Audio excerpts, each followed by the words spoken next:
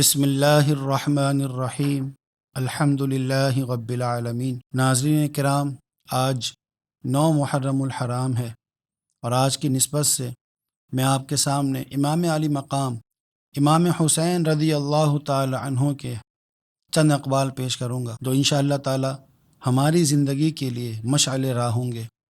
امام علی مقام امام حسین رضی اللہ تعالی عنہ نے فرمایا، وَإِن كَانَتِ الْأَبْدَانُ لِلْمَوْتِ أُنشِئَتْ فَقَتْلُ امْرِئٍ بِالسَّيْفِ فِي اللَّهِ أَفْضَلُ۔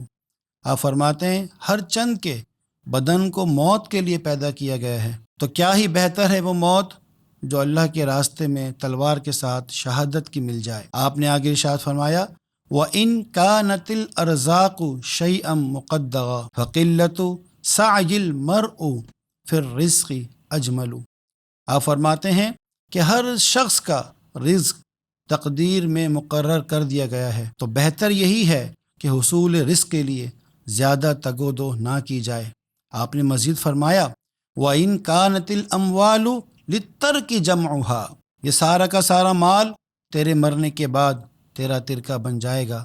فَمَا بَالُ مَتْرُوكٍ بِهِ الْمَرْءُ يَبْخَلُ۔ آپ فرماتے ہیں کہ پھر ایسے مال متروک میں بخل کرنے کا تجھے کیا فائدہ۔ یہ امام علی مقام کے وہ اقوال ہیں جو انشاءاللہ ہماری زندگی کے لیے مشعل راہ ہیں کہ موت تو سب کو آنی ہے، وہ موت کیا ہی افضل ہے جو دشمنان اسلام کے سامنے لڑتے ہوئے تلوار کے ساتھ شہادت کی موت پا جائے۔ اور پھر زندگی میں ہر کسی کا رزق مقرر ہے، وہ ملنا ہے، تو اے انسان تو اس رزق کے لیے اتنی تگ و دو کیوں کرتا ہے؟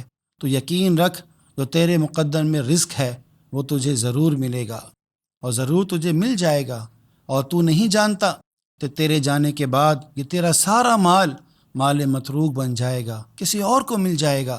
تو ایسے مال متروک میں بخل کرنے کا کیا فائدہ؟ دنیا میں ہر انسان صرف دنیا ہی کی سوچ لے کر نہیں آتا، اس کی منزل تو بہت آگے ہے۔ اسے چاہیے کہ وہ یہ سوچے کہ اس کا رب اس سے کیسے راضی ہوگا، وہ اپنے رب کو کیسے پا سکے گا۔ تو اپنے رب کو راضی کرنے کے لیے، اس کو پانے کے لیے ہمیں قرآن سے نور حاصل کرنا پڑے گا۔ تو انشاءاللہ تعالی اپنے رب کو پانے کے لیے ہم قرآن سے نور حاصل کریں گے، اور کل 10 محرم الحرام کو انشاءاللہ آپ کے سامنے ایک بہترین وظیفہ بیان کیا جائے گا جو دنیا اور آخرت میں ہمارے لیے بھلائیوں کا سبب ہوگا۔ والسلام علیکم ورحمۃ اللہ وبرکاتہ۔